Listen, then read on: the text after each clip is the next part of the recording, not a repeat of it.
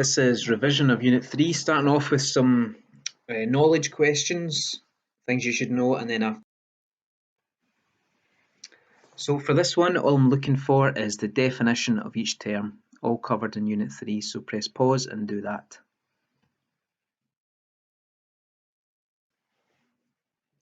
So community, from right at the start of the topic, is all the different species living in an ecosystem, all the plants and animals.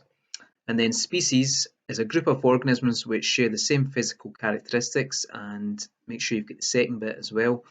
They can reproduce to produce fertile offspring. If the offspring are sterile, then they're closely related species, but they're not the same species. Biodiversity is the variety of life in an area. Niche is the role that an organism plays within a food web. So, for example, to eat grass and be eaten by wolf could be sheep. Interspecific competition is competition for resources, and it's between individuals of different species, e.g. light. So dandelion and daisy competing for light, that would be interspecific competition. An abiotic factor, that is a factor associated with non-living things such as temperature or pH. Indicator species are species which, by their presence or absence, indicate the environmental quality or the level of pollution in an area. Chlorophyll, it is a pigment in chloroplasts and within plant cells, and it traps light energy from the sun. You could have also mentioned photosynthesis here. Nitrates are substances which are dissolved in soil and plants absorb them to make amino acids, and then the amino acids are joined together to ultimately make proteins. And then mutations, and a mutation is a spontaneous random change in the genetic material, and it is how you introduce or how new alleles are introduced into species. Okay, so a load of problem solving from here on in, so just keep on pressing pause as we go through, read and write your answer. So this first one, the students use a quadrat to estimate the number of buttercups in a field. They randomly threw the quadrat 3 times. What could they do to improve reliability? So to improve reliability, you repeat the experiment. So they could have thrown the quadrat 10 times instead of 3. Number 2. The table below compares the rate of extinction of mammal species over 2 different time periods. The ratio of extinction between 1900 to 2000 compared to 1500 to 1900 is what? So it's this to begin with. So it's 90 to 4.5, and when you simplify that, you divide both by 4.5 and you get 20 to 1. So 2 is D. Here's 3. The effect of light intensity on the rate of photosynthesis was measured for 2 species of plants, L and M. The results are shown in the graph below. So you can see L has got the highest rate of photosynthesis at high, as does species M, but you can see L goes up a bit steeper. So the rate of photosynthesis of species M, so that's this one, is B, slower than L in high light intensities. So in low light intensities it's higher, it's not faster in medium light intensities, which is here, and it's not faster in high, it is lower. 4. So the size of a population of snails can be estimated using the following formula. So the number is the number collected on day 1 times the number collected on day 2 divided by the number of marked individuals found on day 2. And it says a student investigated the population of snails in a garden. He collected 40 snails, marked them and released them. Next day they collected 35 and 14 of these were found to be marked. So plugging that information into the equation up there, it's 40 times 35 divided by 14, which gives you B. So 100 is the estimate for the population. 5. So the graph below shows information about the growth of the human population. So you get the population millions, and then you've got years up until about the present day. If the population continues to increase at the same rate as between 1975 and 2000, predict the population size in 2025. So you can forget about all of this because it's just asking about 1975 to 2000. So in 1975 to 2000, it went up by 2000. So if it was to continue to do that, if it was to continue to go up like this, then at 2025 you would add on another 2000, so it would be 8000. So 5 is C. 6. DDT can be sprayed onto crops to kill insects. It can be washed off the crops by rainwater and flows into rivers where it accumulates in food chains. A typical freshwater food chain and the concentration of DDT in each organism is shown below. We're going from algae to osprey, and you can see the DDT increasing. So the percentage increase in DDT concentration between the trout and the osprey is what? So percentage increase is change divided by the original times 100. So it's gone from 5 to 20, so the change is 15. The original was 5, so it's 15 over 5 times 100, which gives you C, 300%. It's number 6. Number 7, it's a photosynthesis one. So an investigation was carried out to compare the rate of oxygen gas production by two different species of water plant, S and T. Which diagram below shows the setup for species T that would allow a valid comparison in the rate of oxygen production of the two species? So if you are looking at the difference between the two species, you'd want to change the species, of course. So you have each of them have done that. You've got species T. You'd also, beyond that, you'd want everything else to be exactly the same. So you'd want to make sure that the lamp was at the same distance. You'd want to make sure that you have the same size of plant as well. So that means the correct answer is A. So you can see everything is exactly the same as up here, except you've got species S in this one and species T in that one. Number 8, an ecosystem receives 6 million units of energy from the sun. Of this energy, 95% is not used in photosynthesis. The amount of energy captured by the producers in this ecosystem is what? So if 95% is not used in photosynthesis, then the amount of energy captured by the producers is going to be 5%. So that is 300,000. So 8 is B. 5% of 6 million.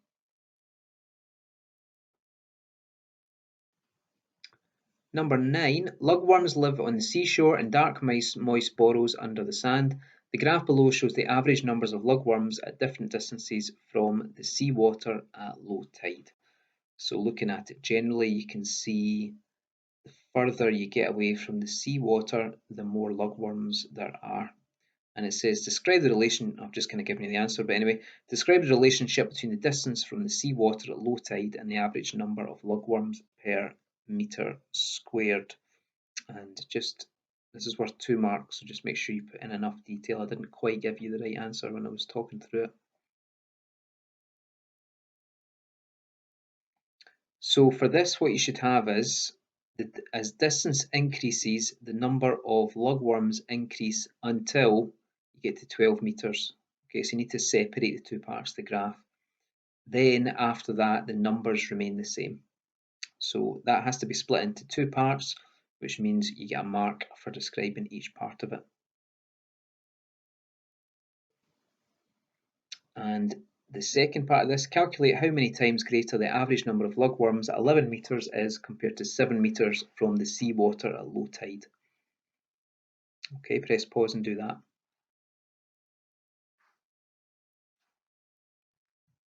So at 7 metres we are here, and 11 metres we are here.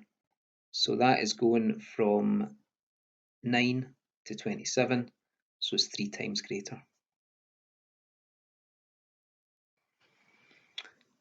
11 and 12. So during a woodland survey, a group of students measured some abiotic factors. Readings they took included the temperature of the soil and the air. During the survey, the students sampled the leaf litter in the woodland using pitfall traps. However, when they checked the pitfall traps 4 days after setting them up, the students discovered that they were all empty. Describe an error the students might have made which would explain why there were no invertebrates in the traps. So, could be a few things. The traps were left too long, the traps were too high above the soil, which meant nothing fell in, the traps were not camouflaged, or the traps were too shallow. You could also say that maybe for the not camouflaged part, you might have related that to the animals were eaten by birds. Number 12, the students saw a large number of butterflies in the woodland. Give a reason why no butterflies were collected with the invertebrates. Well, why would you not find butterflies in a pitfall trap? Because they can fly out.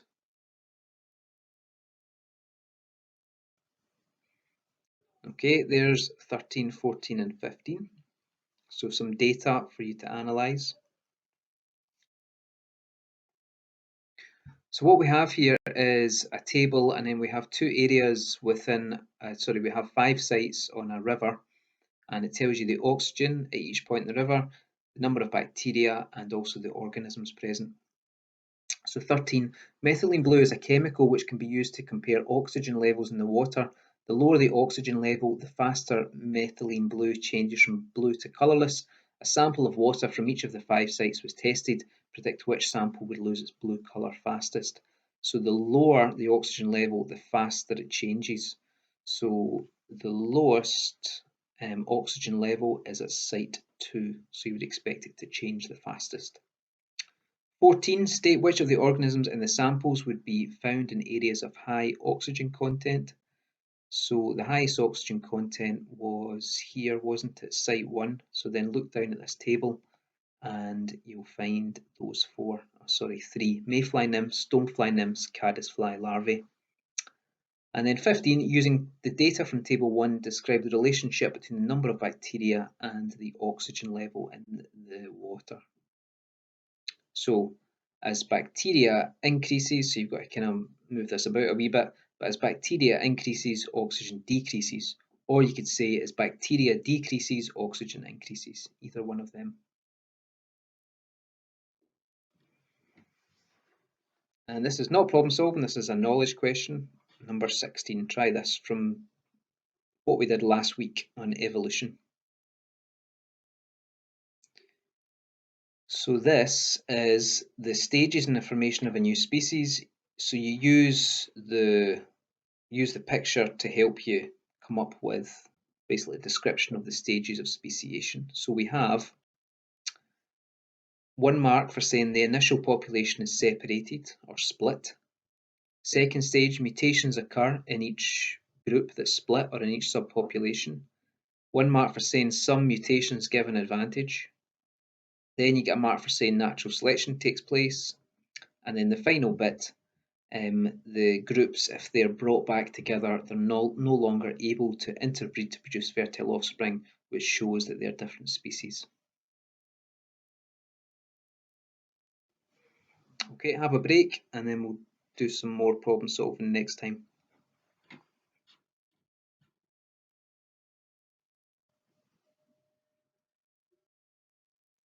So as we go through this, just pause each one and then I'll talk you through it and give you the answers.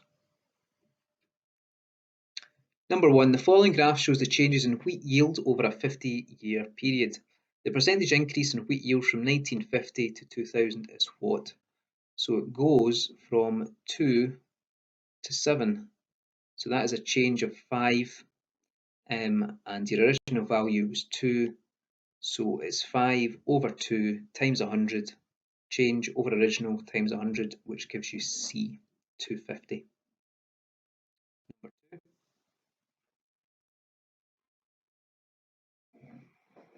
The diagram shows part of a food web and a chemical was used to control the number of slugs. So we are over here. Which of the following could be a result of a large decrease in slug numbers? So if you reduce the number of slug, then the one here which would fit is A. You would have an increase in the number of snails because there would be more oak tree for them to feed upon, less competition from slugs. Number 3, this is an experimental one. So for a valid conclusion to be drawn, which two tubes should be compared to show the effect of temperature on germination? So what you want to do is change only temperature and keep everything else the same. So you're looking at two where they've got the same number of seeds. The cotton wool is the same moistness, is that a word? It's the same moisture level, it's either wet or dry, and you've got a different temperature. So the one that fits for that is C, 2 and 5. So both of them, you've got 10 seeds. Both of them, the cotton wool is wet, and then the only thing that's different is the temperature. Number 4. The volume of one bird's testes was measured on the last day of each month for a year. The graph shows the results. There's an interesting job for a scientist, measuring the volume of a bird's testes. Not quite sure how you do that, but it was done. So you've got the volume here, and then you've got the month of the year. So you can see, just eyeballing it, that the volume of the testes is the highest at this point in time. So you would assume this is when this will be the mating season. So which of the following statements is true? So you're just going through each one. Sorry, somebody phoned me. Which of the following statements is true? So the volume of the testes, that is D. So it decreases for only 4 months of the year. All of the others are not true.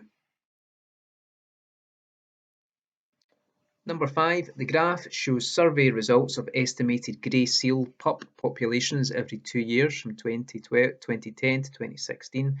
And I've just given you the numbers there. Basically, it's a little bit difficult to see.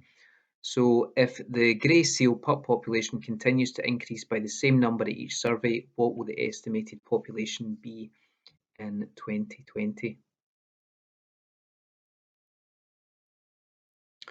So what you can see is it's increasing by 1.8 every 2 years. So if you're going to go to 2020, it's going to increase by 3.6. So the answer there would be B, 53,200 grey seals. There's number 6.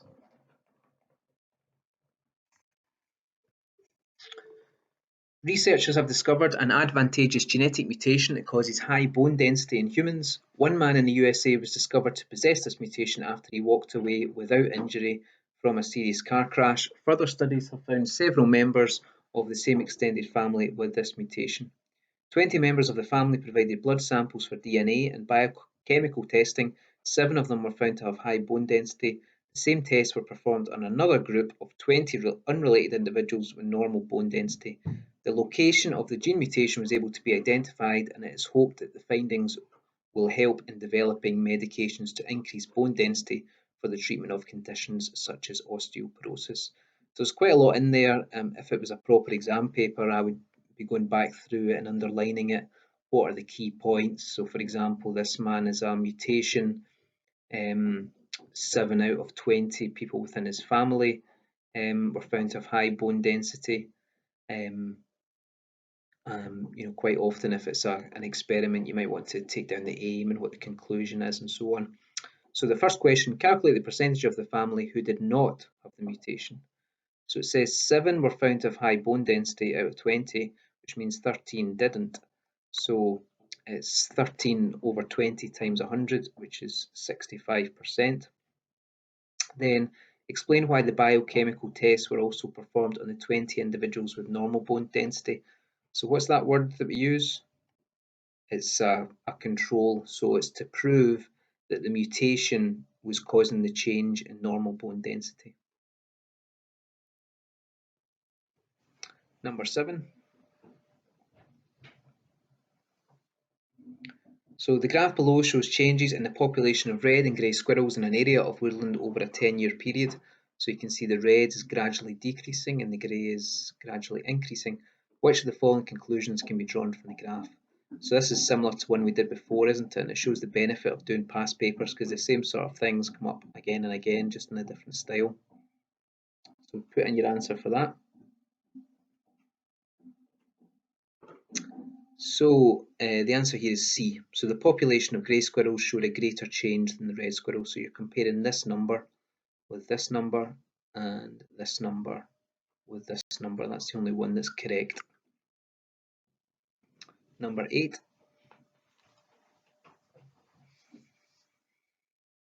The number of freshwater shrimps was found to have decreased dramatically, so that's this over here.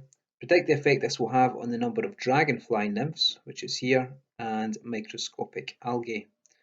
So, microscopic algae you would assume would increase because they've lost a predator, something which is consuming them, and the dragonfly nymph would decrease because they've lost a prey species, so 8 is D. Number 9.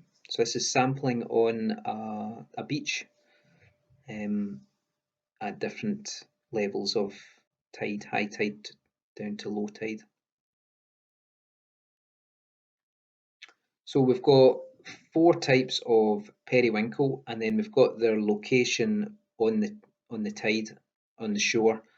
So here you've got the small that are more present towards the higher tide levels, flat, for example, more at the lower tide levels. So state which species of periwinkle is least likely to compete with the small periwinkle.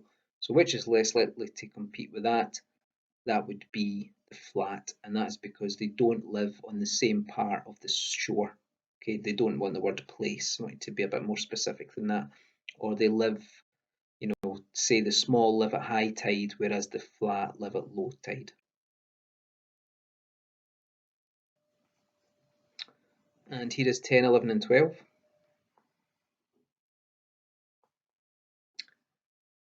A group of students carried out a 5-year investigation into plant growth in an area of abandoned farmland. They sampled the area using quadrats, and here are the results. So in these 5 years, they've looked at meadowgrass, ragwort and pink campion. Calculate the average decrease per year in the abundance of ragwort over the 5-year period. So it's gone from 15 down to 5, so it's decreased by 10 over 5 years. So the average decrease per year is 10 divided by 5, which is 2. Number 11, use information from the table to suggest why the ragwort abundance decreased over the 5-year period. So using information from the table, so something else in here which might mean the ragwort's gone down. So it's probably the meadowgrass. So meadowgrass is basically out-competing the ragwort for resources, so you could say increased competition from meadowgrass. Or you could have said there's less space for the ragwort to grow, or meadowgrass are shading out ragwort, something like that, something related to competition. The students also sampled invertebrates such as beetles and spiders. Name a sampling technique they could have used and describe a possible source of error with this technique. So invertebrates, pitfall traps would make sense, and then these are your errors. Traps left too long, not level with the soil, not camouflaged, no drainage holes.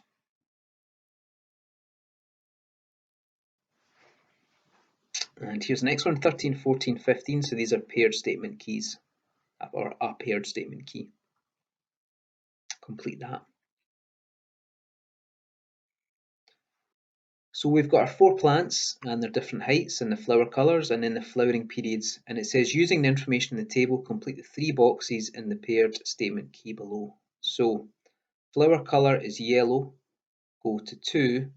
So having a look below, so if the flower colour is not yellow, then that would be go to 3, because ragwort's yellow, isn't it? So it you wouldn't go to 2. So then height of plant can be over 100 centimeters, ragwort, and then height of plant is under 100 centimeters. So work backwards. The flower colour is yellow, go to 2. So what we must be looking here for is a yellow flower whose height is under 100 centimeters. And there's only one thing it can be, and that is buttercup. And then what we're left with, go to 3. So we've got a flower which is not yellow, but its flowering period is longer than 3 months. So we've already had buttercup and ragwort, so the non-yellow plant whose flowering period is longer than 3 months is pink campion. Okay, and that's all 4 plants covered there. Here's number 16.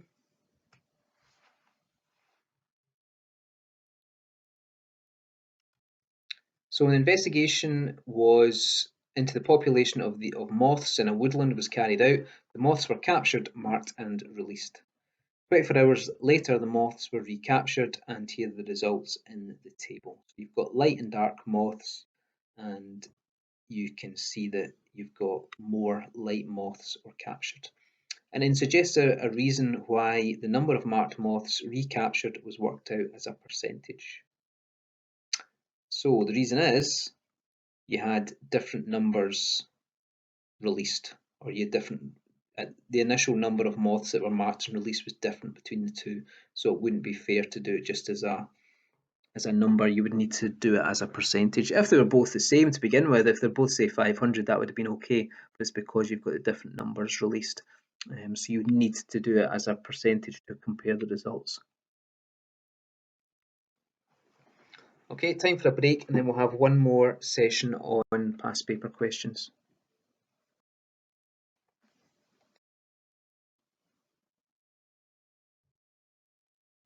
Okay, here's number 1 and 2. Press pause, write down your answers. So red spider mites are a common pest which destroy tomato plants. Some of the mites are resistant to chemical pesticides. Tomato growers aim to investigate whether a predator would reduce the spider mite numbers in their greenhouses. 2 identical greenhouses were used and the predator was released into only one greenhouse.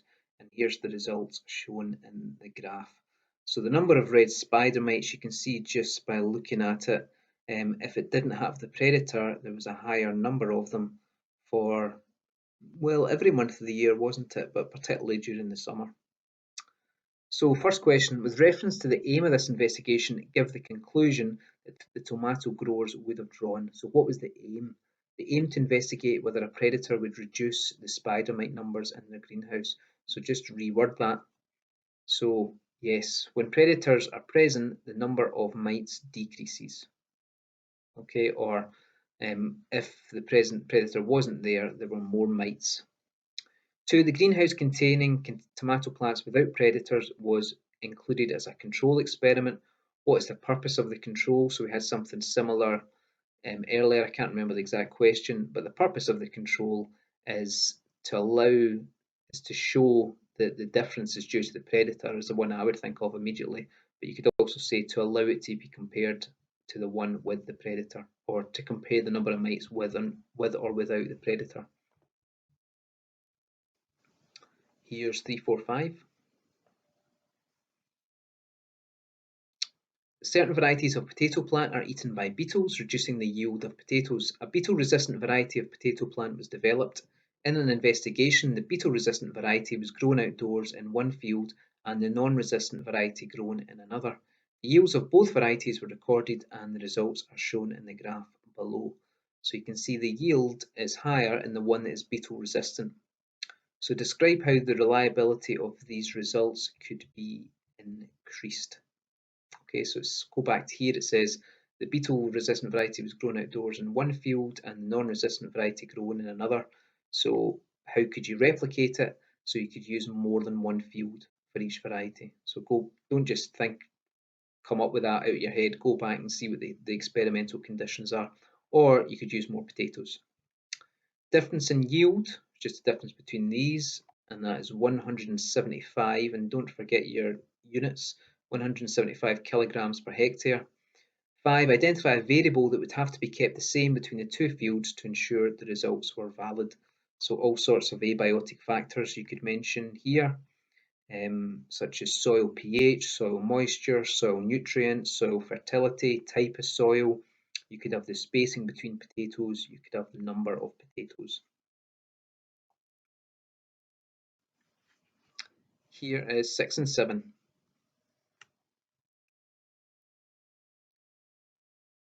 The distribution of organisms may be affected by abiotic factors. The table shows the results of a study into the effect of soil moisture levels on the distribution of 3 plant species.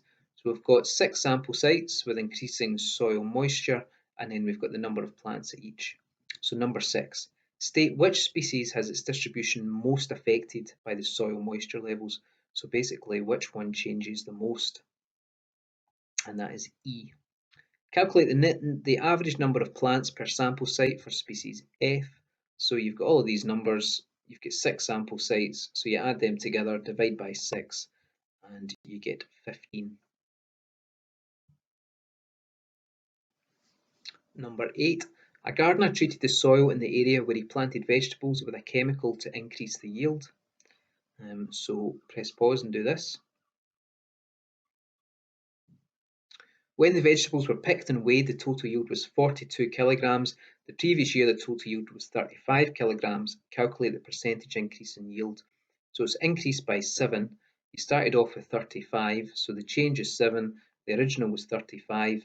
7 over 35 times 100 gives you 20%.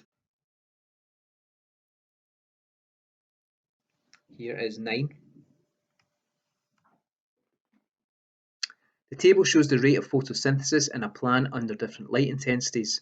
So we can see increasing light intensity, and as light intensity increases, the rate of photosynthesis increases, as you would expect. Which change in light intensity produces the greatest increase in the rate of photosynthesis? So which one does it increase by the most? So you've got 26, 25, 23, and then 9. So the answer is A. The greatest increase in rate was between 10 and 20 kilolux. Here is 10. For the successful biological control of whitefly in a greenhouse, so this is adding a predator to kill the whitefly, so presumably the whitefly is killing the tomatoes or whatever are in the greenhouse.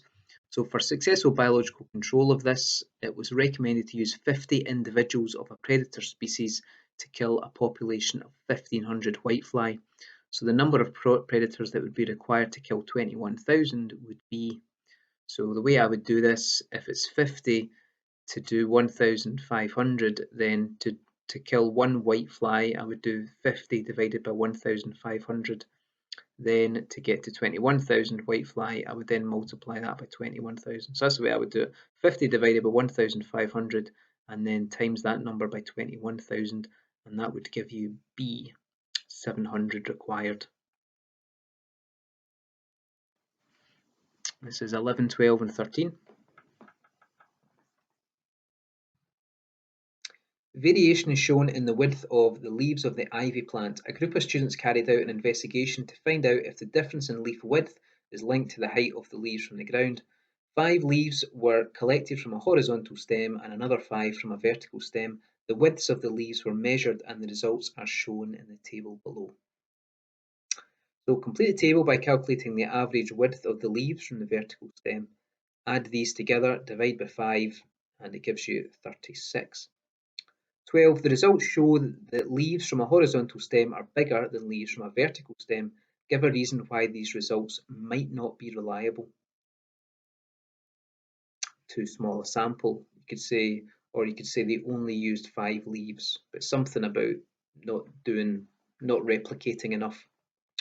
13. To make the investigation valid, all leaves were taken from the same plant. Explain why this was necessary. So why couldn't they just take, ivy from different areas of the garden? So the reason being, so you want to make sure that the leaves are the same species, or you could say the different plants might be affected by different factors.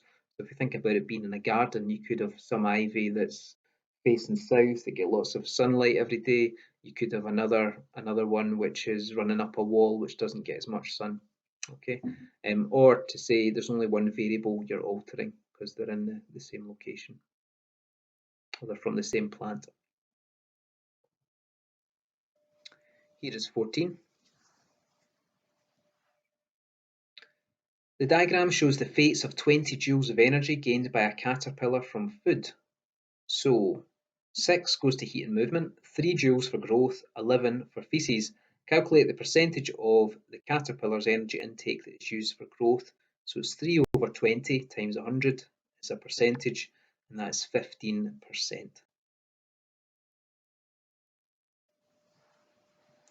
15 and 16. So what we've got here is scientists were measuring the percentage of an area of ground which was covered by moss, and at the same time they measured the moisture levels of the soil. So answer those questions. So 15, describe the relationship between average soil moisture and percentage ground cover of moss. So the higher the soil moisture levels, the higher the ground cover. So you'd have to kind of move this about a wee bit to get it in order, but yeah, that's the answer. Describe how the reliability of the results could be increased. So you'd have to say, you could just get away with saying use more sample sites, or you'd have to, if you talked about taking soil moisture readings, increasing the number of soil moisture readings, you'd also have to say do more areas in which you measure the ground cover as well. But more sample sites would cover you for both. If you'd said do 15 sample sites rather than 9, that would suffice.